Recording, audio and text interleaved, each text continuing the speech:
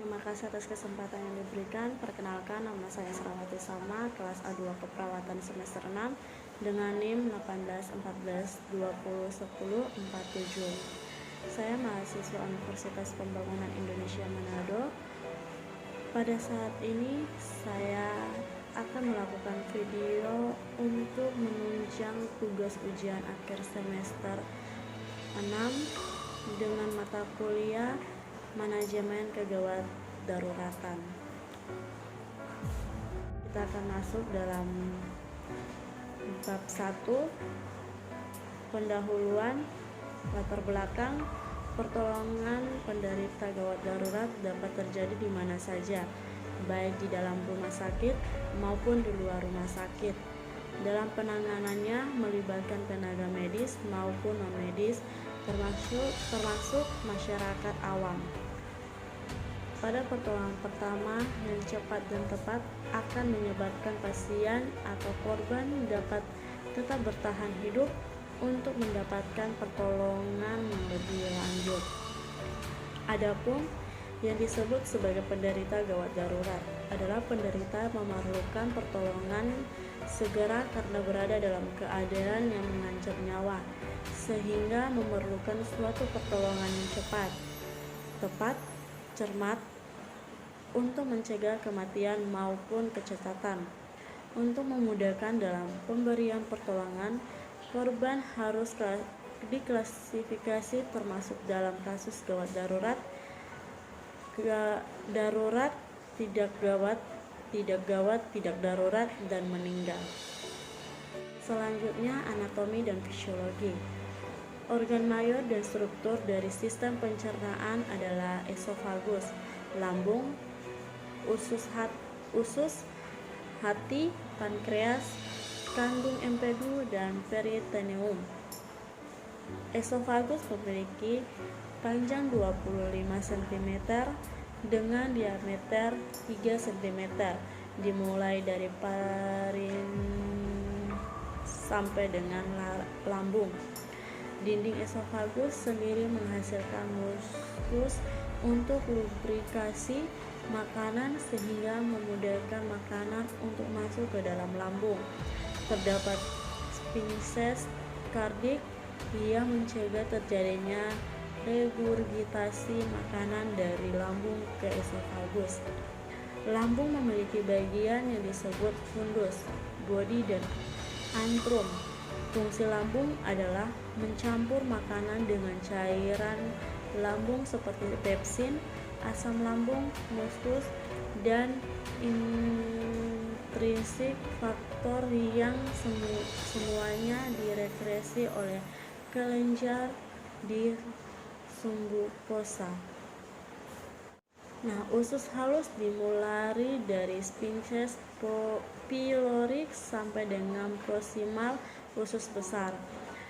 Sekresi dari pankreas dan hati membuat semen menjadi tekstur yang semi-fluid. Di sini terjadi proses absorpsi nutrien dan produk-produk lain. Segmen dari usus halus sendiri terdiri dari duodenum, jejunum, dan ileum. Duodenum memiliki panjang 25 cm dan diameter 5 cm. Usus besar memiliki panjang 1,5 meter dengan bagian-bagian cecum, kolon, rektum, dan anal kanal atau anus. Sedangkan kolon terdiri dari segmen kolon ascendens, transversal, descendens, dan sigmoid.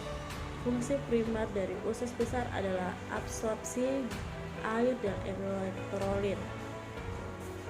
Hati terletak di kuadrat kanan atas abdomen. Hati diperdarahi kurang lebih 1450 ml per menit atau 29% dari cardiac output. Memiliki banyak fungsi, yaitu pertama, metabolisme karbohidrat, glikonesis, glukosa menjadi glikogen, glikogenolisis, glikogen menjadi glukosa, gluconeogenesis, pembentukan glukosa dari asam amino dan asam lemak. Metabolisme protein, sintesis asam-asam amino non-esensial, sintesis protein plasma, sintesis faktor pembekuan, pembentukan urea dari NH3 di mana NH3 merupakan hasil akhir dari asam amino dan aksi dari bakteri terhadap protein di kolon. Pankreas memiliki fungsi endokrin dan eksokrin. Fungsi endokrin sel beta pankreas mensekresi pankreas dan mempunyai fungsi regulasi level glukosa darah. Fungsi eksokrin di mana kelenjar asini menghasilkan getah pankreas di mana enzim pankreas itu lipase dan amilase yang dikeluarkan ke usus halus. Empedu menghasilkan getah-getah empedu sebanyak 30 sampai 60 ml, di mana komposisinya 80% air, 10% bilirubin, 4 sampai 5 derajat atau persen fosfolipid dan 1% kolesterol. Peritoneum merupakan pelindung dari hati, spleen, lambung, dan usus. Memiliki membran semipermeabel, memiliki reseptor nyeri, dan memiliki kemampuan proliferatif selulur proteiksi. Peritoneum permeabel terhadap cairan elektrolit, urea, dan toksin. Selanjutnya, trauma abdomen. Kasus-kasus kegawat daruratan pada sistem pencernaan bisa disebabkan karena trauma dan non-trauma. Untuk kasus kegawat daruratan sistem cerna ini biasa disebut dengan akut abdomen. Definisi dari akut abdomen sendiri adalah suatu keadaan klinik akibat kegawatan di rongga abdomen, biasanya timbul secara mendadak dengan nyeri sebagai keluhan utama yang memerlukan penanganan segera. Hal ini bisa disebabkan karena pertama adanya inflamasi atau peradangan pada appendix secara akut atau sudah terjadi perforasi appendix, tukak lambung, usus tifus, pankreatitis akut, kolesistitis akut. Kedua, adanya ileus obstruksi baik disebabkan karena adanya hernia incarcerata maupun karena adanya volvulus usus. Ketiga, karena adanya iskemia yang disebabkan karena adanya kelainan atau penyumbatan vaskular. Keempat, adanya perdarahan bisa disebabkan karena adanya kehamilan ektopik atau aneurisma yang pecah. Kelima, karena adanya cedera atau trauma di mana terjadi perforasi organ, berongga, perdarahan hati atau limpa. Baik, selanjutnya pengkajian klien dengan trauma abdomen. Pada pengkajian biasanya ditemukan nyeri sehingga perlu ditelah bagaimana permulaan nyeri ini timbul secara mendadak atau beransur-ansur. Area nyerinya menetap, beralih atau pindah, difus atau menyebar, kualitas nyeri dari nyerinya, ditusuk, tekanan, terbakar, irisan, atau bersifat kolik. Perubahan nyeri ketika baru pertama timbul dengan sekarang dibandingkan lamanya adalah faktor yang mempengaruhi untuk memperingan atau memperberat seperti sikap tubuh, makan, minum, nafas dalam, batuk, bersin, perubahan suara, heartburn, muntah, konstipasi, diare, dan siklus menstruasi. Pemeriksaan fisik, lakukan inspeksi, auskultasi, perkusi, dan baru palpasi.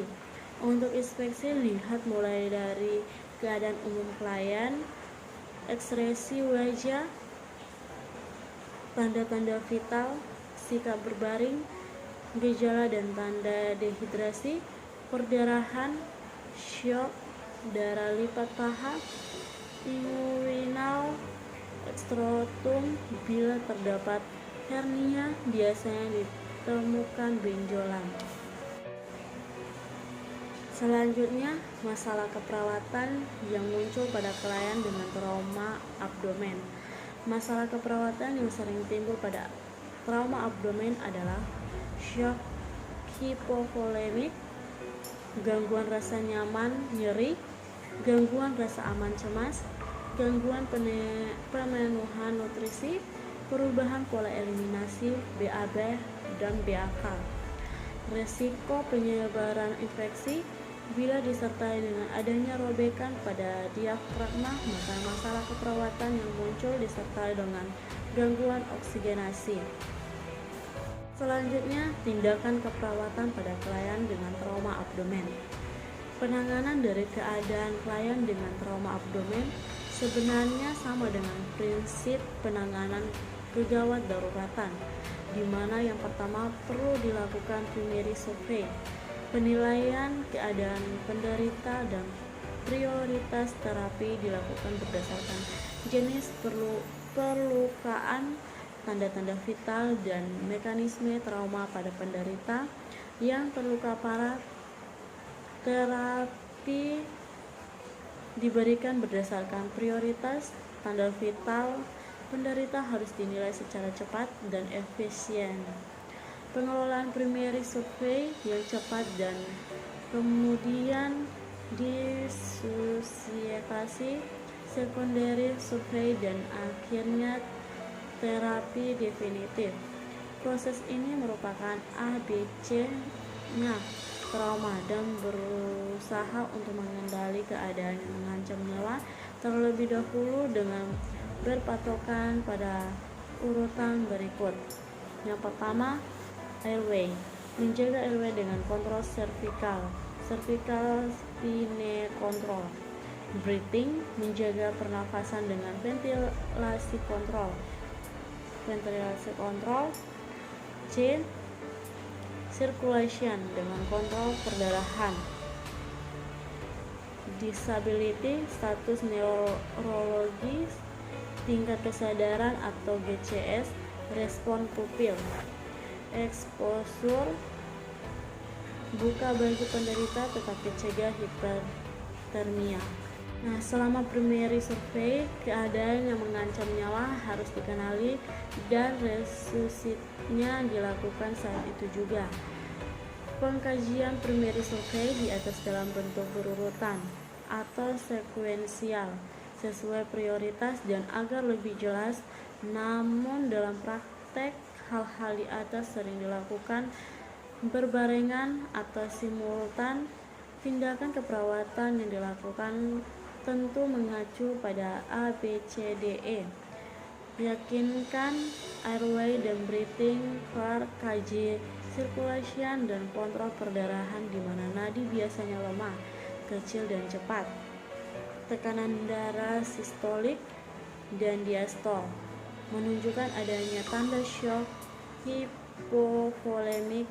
Hitung MAP CRT lebih dari 3 detik, maka perlu segera pasang intravenous lain. Berikan cairan kristaloid ringan laktat untuk dewasa, pemberian awal 2 liter dan pada anak 20 cc. Bila pada anak sulit memasang intravenous lain, bisa dilakukan pemberian cairan melalui akses intraoseus, tetapi ini dilakukan pada anak yang umurnya kurang dari 6 tahun. Setelah pemberian cairan pertama, lihat tanda-tanda vital. Bila sudah pasti pada perdarahan, maka kehilangan 1 cc dari darah harus diganti dengan 9 cairan kristaloid 3 cc, atau bila kehilangan darah 1 cc diganti dengan darah 1 cc sejumlah perdarahan.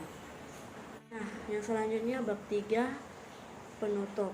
Kesimpulan, trauma abdomen merupakan kasus gawat darurat yang perlu penanganan segera dikarenakan adanya ancaman kematian. Penanganan dari keadaan klien dengan trauma abdomen sebenarnya sama dengan prinsip penanganan kegawat daruratan, di mana yang pertama perlu dilakukan primary survey. Monitoring status mental klien perlu dilakukan untuk menilai efektivitas terapi dan tindakan keperawatan yang dilakukan. Bila tindakan yang dilakukan sudah tepat dan cermat, maka ancaman kematian dan kecacatan pada pasien dengan trauma abdomen dapat dihindari.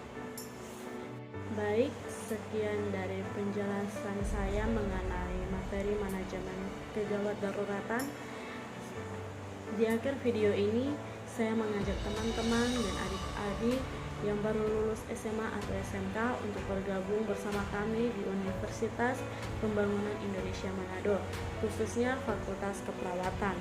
Di universitas kami mempunyai lab yang bersih lengkap, perpustakaan yang lengkap, dan kampus yang elegan, serta kami mempunyai dosen-dosen yang baik hati, cantik, ganteng, dan ramah, serta profesional.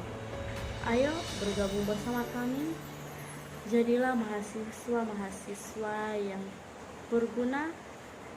Di akhir video ini, saya memohon maaf jika ada kata-kata yang salah. Sekian dan terima kasih.